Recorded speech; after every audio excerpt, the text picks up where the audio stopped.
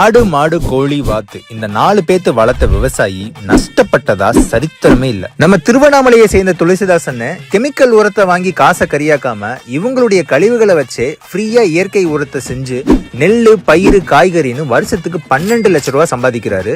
இதுக்கு பேரு தான் ஒருங்கிணைந்த பண்ணையம். நம்ம தஞ்சாவூரை சேர்ந்த சர்மஸ்தன் நெல்லு வயல் பக்கத்துல மீனை வளர்த்து மீன் கழிவுகளை நெல்லுக்கு கொடுத்து நெல்லுலையும் சம்பாதிக்கிறாரு, மீனுலையும் சம்பாதிக்கிறாரு. வெறும் 1.25 ஏக்கர்ல ஒருங்கிணைந்த பண்ணை மூலமா வருடத்துக்கு 5 லட்சம் ரூபாய் சம்பாதிக்கிறாரு. கர்நாடகாவை சேர்ந்த திரு சுரேஷ் அவர்கள் பரன் மேல ஆட்டை வளர்த்து அதுல இருந்து வருடத்துக்கு 15 லட்சம் ரூபாய் சம்பாதிக்கிறாரு. சேலத்தை சேர்ந்த கௌதம் அண்ணன் வெறும் 8 கோழி குஞ்சுல ஆரம்பிச்சு இன்னைக்கு 400 சிறுவடை கோழியை வளர்த்து வருடத்துக்கு 12 லட்சம் ரூபாய் சம்பாதிக்கிறாரு. அரியலூரை சேர்ந்த அண்ணாதுரை அண்ணன். இவங்க எல்லாரும் இந்த விவசாய முறையை சொல்லி கொடுக்க உங்களை தேடி வராங்க. வர பிப்ரவரி 9ஆம் தேதி நம்ம திண்டுக்கல்ல PSNI கல்லூரியில ஈஷா மண்காப்பும் இயக்கம் நடத்தும் ஒருங்கிணைந்த பண்ணையம் ஒவ்வொரு நாளும் வருமானம் அப்படின்ற மாபெரும் கருத்தரங்கத்துக்கு வராங்க. முன்பதிவு பண்ண இந்த நம்பருக்கு கூப்பிடுங்க.